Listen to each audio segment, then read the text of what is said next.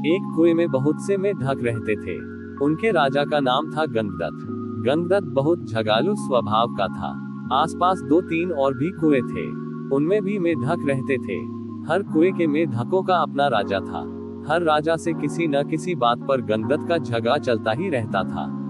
वह अपनी मूर्खता से कोई गलत काम करने लगता और बुद्धिमान मेढक रोकने की कोशिश करते तो मौका मिलते ही अपने पाले गुंडे मेढकों से पिटवा देता। कुएं के मेढकों में भीतर गंगदत्त के प्रति रोष बढ़ता जा रहा था। घर में भी झगड़ों से चैन न था। अपनी हर मुसीबत के लिए दोष देता। एक दिन गंगदत्त डौसी मेढक राजा से खूब झगड़ा। खूब तू मैं हुई। गंगदत्त ने अपने कुएं आकर बताया कि पड़ोसी राजा ने उसका अपमान किया है। अपमान का बदला लेने के लिए उसने अपने मेढकों को आदेश दिया कि पड़ोसी कुएं पर हमला करे। सब जानते थे कि झगड़ा गंगदत्त ने ही शुरू किया होगा। कुछ सियाने मेढकों तथा बुद्धिमानों ने एकजुट होकर एक स्वर में कहा, राजन, पड़ोसी कुएं में हमसे दुगने मेढक है। वे स्वस्थ व हमसे अधिक ताकतवर है। हम ये लड़ाई नहीं लड़ेंगे। गंगदत्त सन्न रह गया और बुरी तरह तिलमिला गया। मन ही मन में उसने ठान ली कि इन गद्दारों को भी सबक सिखाना होगा। गंगदत्त ने अपने बेटों को बुलाकर भड़काया, बेटा, पड़ोसी राजा ने तुम्हारे पिताश्री का घोर अपमान किया है। जाओ, पड़ोसी राजा के बेटों की ऐसी पिटाई करो कि वे पानी मांगने लग जाएं। गंगदत्त के बेटे एक दूसरे का मुंह देखने लगे। आखिर बड़े बेटे ने कहा, पिताश्री, आपने कभी हमें टर्राने की इजाजत नहीं दी। टर्राने से ही मेढकों में बल आता है, हौसला आता है और जोश आता है। आप ही बताइए कि बिना हौसले और जोश के हम किसी की क्या पिटाई कर पाएंगे। अब गंगदत्त सबसे चिढ़ गया। एक दिन वह कुत्ता और बड़बड़ता कुएं से बाहर निकल इधर उधर घूमने लगा। उसे एक भयंकर नाग पास ही बने अपने बिल में घुसता नजर आया। उसकी आंखें चमकी। जब अपने दुश्मन बन गए हो तो दुश्मन को अपना बनाना चाहिए।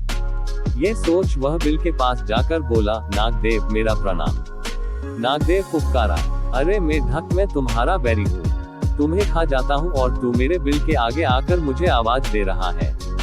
गंगदत्त टर्राया, हे नाग, कभी कभी शत्रुओं से ज्यादा अपने दुख देने लगते हैं।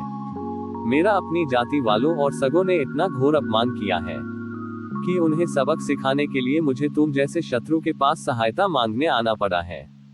तुम मेरी दोस्ती स्वीकार करो और मजे करो। नाग ने बिल से अपना सिर बाहर निकाला और बोला, मजे? कैसे मजे?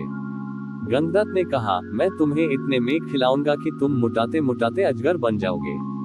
नाग ने शंका व्यक्त की, पानी में मैं जा नहीं सकता। कैसे पकड़ूंगा मेढक? गंगदत्त ने ताली बजाई, नाग भाई, यही तो मेरी दोस्ती तुम्हारे काम आएगी। मैंने पड़ोसी राजाओं के कुओं पर नजर रखने के लिए अपने जासूस मेढकों से गुप्त सुरंगें खुदवा रखी है।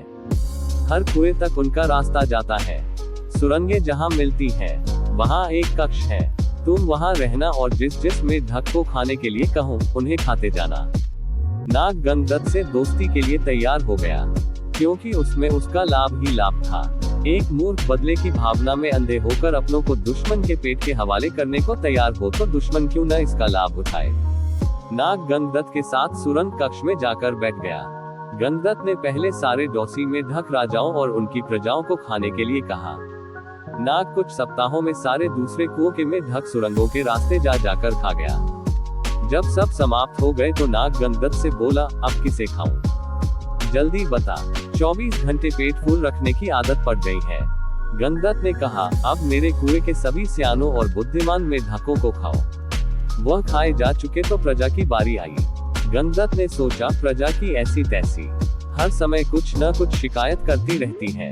उनको खाने के बाद नाग ने खाना मांगा तो गंगदत्त बोला, नाग मित्र, अब केवल मेरा कुनबा और मेरे मित्र बचे हैं। खेल खत्म और मेढक हजम। नाग ने फन फैलाया और फुफकारने लगा, मेढक, मैं अब कहीं नहीं जाने का। तू अब खाने का इंतजाम कर वरना हिस। गंगदत्त की बोलती बंद हो गई। उसने नाग को अपने मित्र खिलाए। फिर उसके बेटे नाग के पेट में गए। गंगदत्त ने सोचा कि मैं और मेढक जिंदा रहे तो बेटे और पैदा कर लेंगे। बेटे खाने के बाद नाग फुफकारा, और खाना कहाँ है? गंगदत्त ने डरकर मेढक की ओर इशारा किया। गंगदत्त ने स्वयं के मन को समझाया, चलो बुई मेढक से छुटकारा मिला। नई जवान मेढक से विवाह कर नया संसार बसाऊंगा।